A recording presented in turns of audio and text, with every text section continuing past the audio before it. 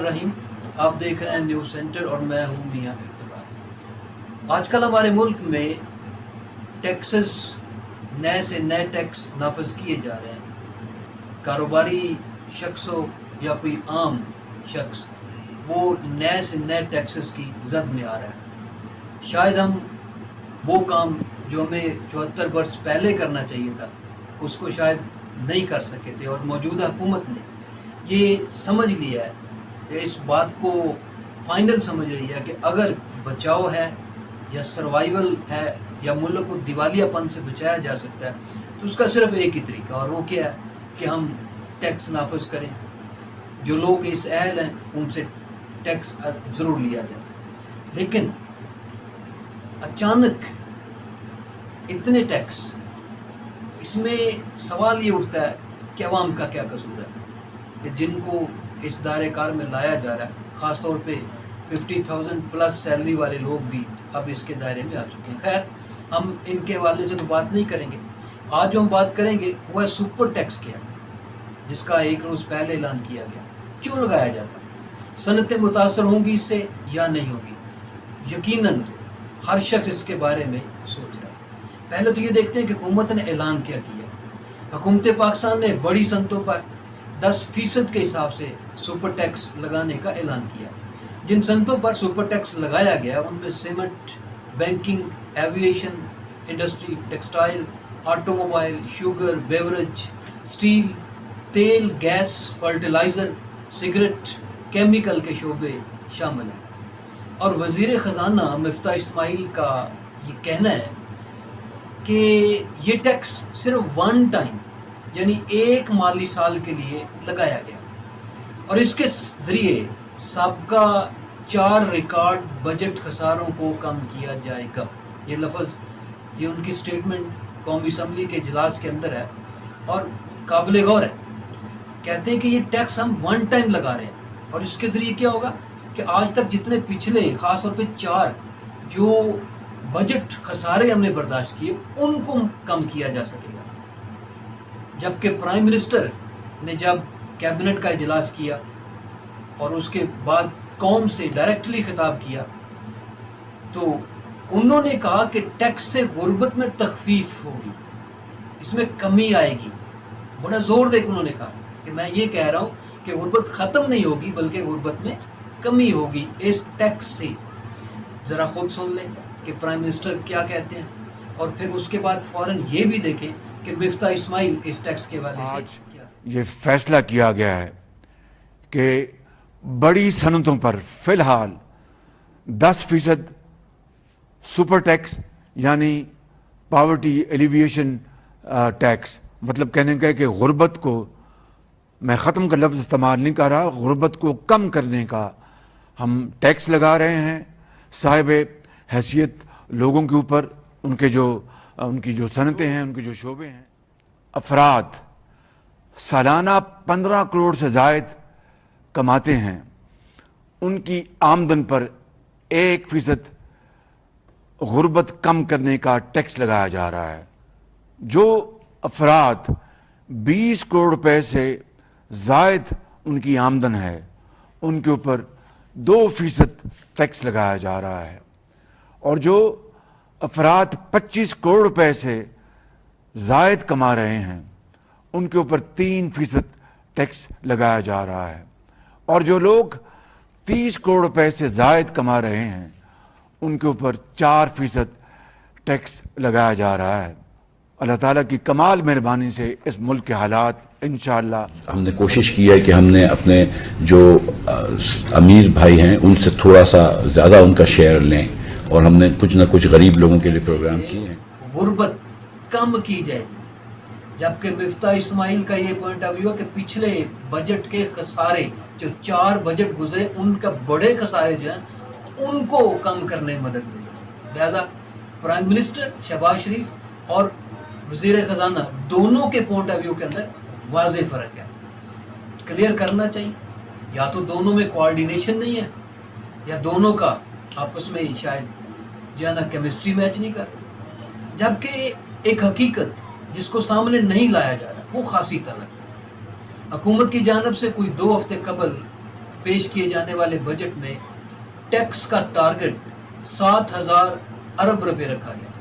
انتہائی technical point ہے کہ کیا تھا کہ جو بجٹ اعلان کیا گیا، سب لوگوں نے اس کو سنا بھی دیکھا بھی، بجٹ بک موجود ہے، اس میں جو ٹیکس کا ٹارگٹ تھا وہ 7,000 ارب روپے رکھا گیا تھا. آئی ایم ایف کے قابل قبول نہیں تھا.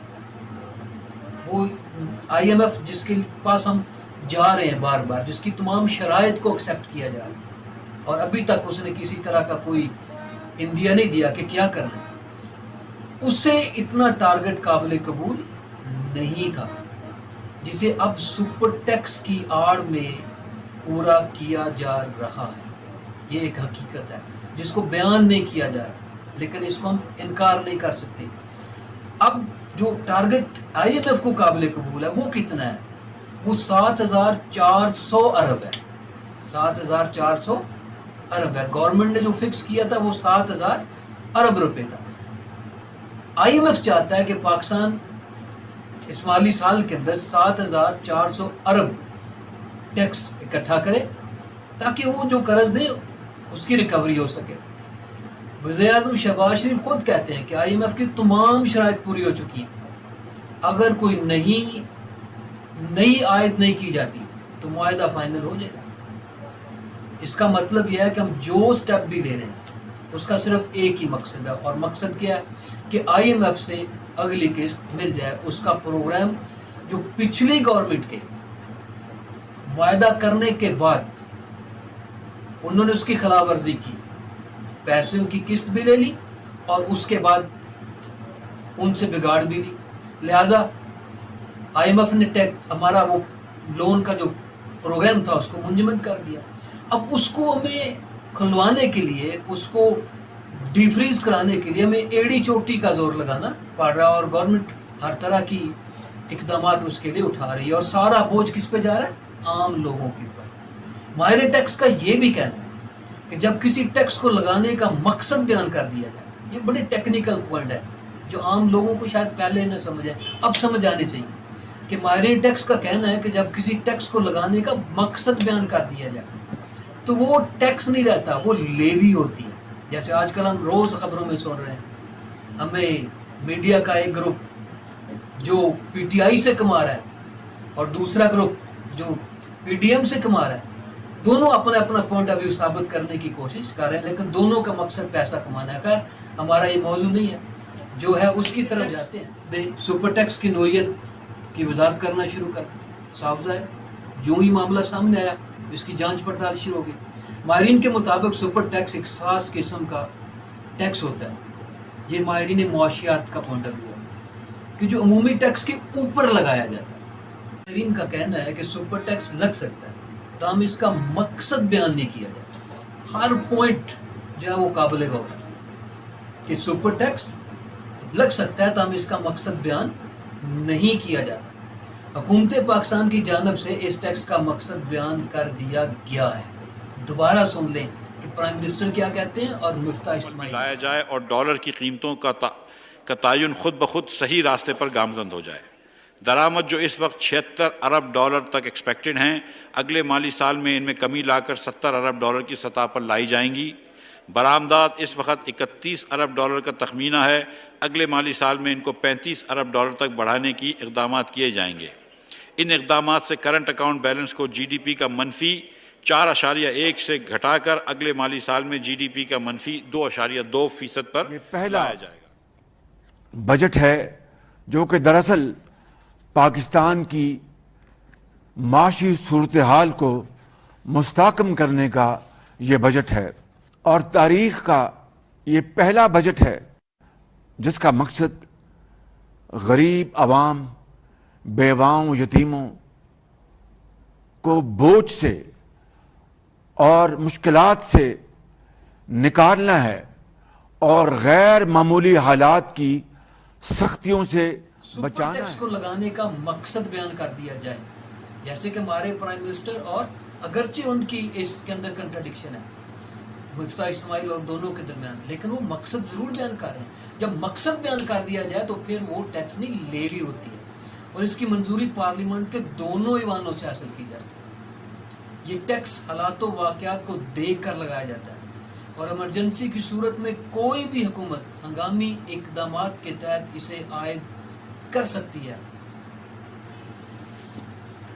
سپر ٹیکس لگانے کا بنیادی مقصد زیادہ پیسے اکٹھے کرنا، لیکن جو حکومت اس وقت کر رہی ہے یا تو وہ شدید پریشر میں بکلاہٹ کا شکار ہو چکی ہے یا انہیں شدید قسم کی اپوزیشن کا سامنا ہے۔ وہ ہم خود دیکھ رہے ہیں ہمارے چاروں اطراف میں کیا صورتحال ہے کہ کبھی کچھ کہہ رہے ہیں کبھی کچھ کہہ رہے ہیں۔ اس سپر ٹیکس کو حالانکہ بعض سوشل میڈیا صارفین نے اس کی بڑی سپورٹ کی ہے کہ ہمیں ایسا کرنا چاہیے، اور ہم بھی سمجھتے ہیں کہ شاید اگر ہم یہ ٹیکسز کا نظام بہتر بناتے ہیں تو ہمارا جو سروائیول ہے، جو ہم بینک کرپٹنسی کی طرف جا رہے تھے، جو ہم دیوالیہ کی نہج پہ پہنچ چکے تھے، شاید اسے بچ جائے۔ بہرحال حکومت کر ضرور رہی ہے، بولڈ فیصلے بھی لے رہی ہے، لیکن عجیب و غریب سی پوزیشن ہے اس کی، پریشر میں بھی ہے، ہچکچا بھی رہی ہے، ایک جگہ پہ ایک بیان ہے، دوسری جگہ پہ دوسرا بیان ہے، اور ان چیزوں کو کلیئر کرنے میں ناکام ہے۔ اس کی شاید مختلف وجوہات ہیں۔ بہرحال اس ٹیکس کو لگانے کا بنیادی مقصد جو ہوتا ہے وہ کیا ہوتا ہے؟ پیسے اکٹھے کرنا۔ مگر اس ٹیکس کے ذریعے پہلے ٹیکس ادا کرنے والوں پر مزید بوجھ ڈال دیا گیا ہے۔ یہ بات ہمیں ماننی چاہیے کہ جو لوگ پہلے ٹیکس دے رہے ہیں، انڈسٹری کا ہے یا کوئی کامن آدمی ہے یا کوئی جاب ہولڈر ہے، اس کی اتنی سیلری ہے، جو پہلے ٹیکس دے رہا تھا اسے مزید ٹیکس کے بوجھ کے نیچے اس ٹیکس کے ذریعے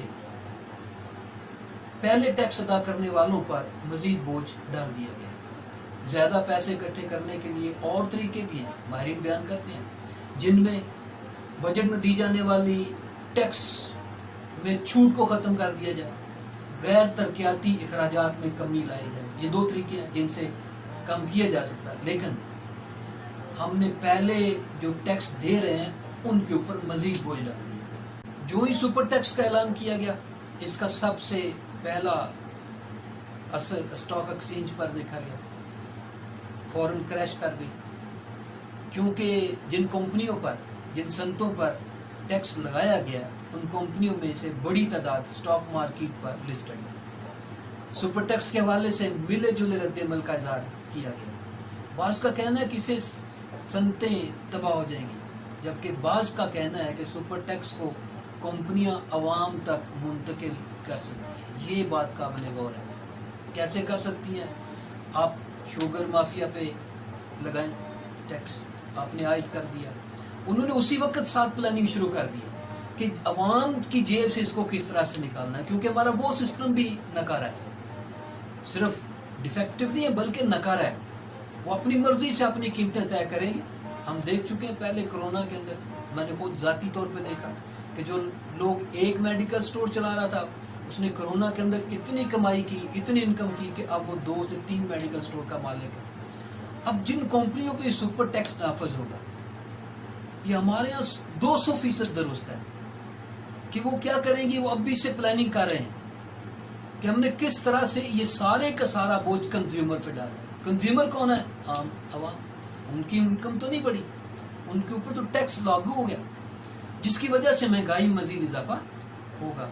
پہلے ہی مہنگائی کی چکی پیچھے ہوئے شہریوں کا بہت برا حال ہے، تو اب کس کنڈیشن میں جائیں گے؟ اس کے ساتھ ساتھ امیر طبقے پر ٹیکس کو خوشائن بھی قرار دیا گیا، لیکن امیر طبقہ یہ بھی جانتا ہے کہ اس کو ہم نے آگے ٹرانسفر کیسے کرنا ہے، مگر اس خدشے کا بھی اظہار کیا گیا ہے کہ یہ پیسہ صارف سے ہی وصول کیا جائے گا۔ یہ خوفناک بات ہے۔ شاید پرائم منسٹر کو ان کی جو معاشی ٹیم ہے اس نے اس پہلو کے بارے میں نہ بتایا ہو کہ اگر ایسا ہوتا تو ہم اس کے بارے میں کیا تدارک کریں گے۔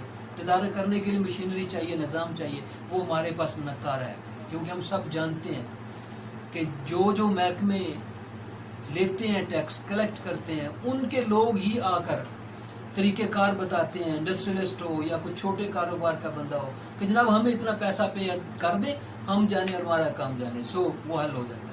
تو پھنسے گا کون؟ عام آدمی۔ بجٹ سارا کم ہو یا IMF سے معاہدہ طے پا جائے، یہ بات واضح ہے کہ جن صنعتوں پر سپر ٹیکس لگایا گیا ہے وہ اسے اپنے منافع میں ادا نہیں کریں گے۔ یہ بات ہمیں سمجھنی چاہیے کہ یہ صنعتیں انویسٹر، وہ صنعت کا مالک، وہ انڈسٹری کا مالک کبھی بھی اپنے منافع میں سے اس کو ادا نہیں کرے گا. ہر ایک کے پاس ایسے لوگ بیٹھے ہیں جو ٹیکس کے ماہر ہیں، اور انہوں نے پرائم منسٹر کی اور ان کے اعلان کے فوری بعد اس کا تدارک تلاش کرنا شروع کر دیا. اور وہ یقیناً کیا کریں گے، ایسا لائے عمل اپنایا جائے گا کہ اس ٹیکس کے پیسے بھی صارف سے حاصل کیے جائیں. تو یہ کیسے ممکن ہے کہ مہنگائی یا غربت میں کمی ہو سکے، جو ہمارے وزیر اعظم اور باقی لوگ باتیں کر رہے ہیں کہ جناب اس سے مہنگائی میں تخفیف ہوگی. خیر پریکٹیکلی طور پہ دنیا میں نافذ ہے، پریکٹیکلی طور پہ ہم دیکھتے ہیں ہمارے یہاں اس کے کیا اثرات ہوتے ہیں، لیکن ہمیں یہ پتہ چلنا چاہیے یہ سپر ٹیکس ہوتا ہے کیا اور اس کے کیا نقصانات.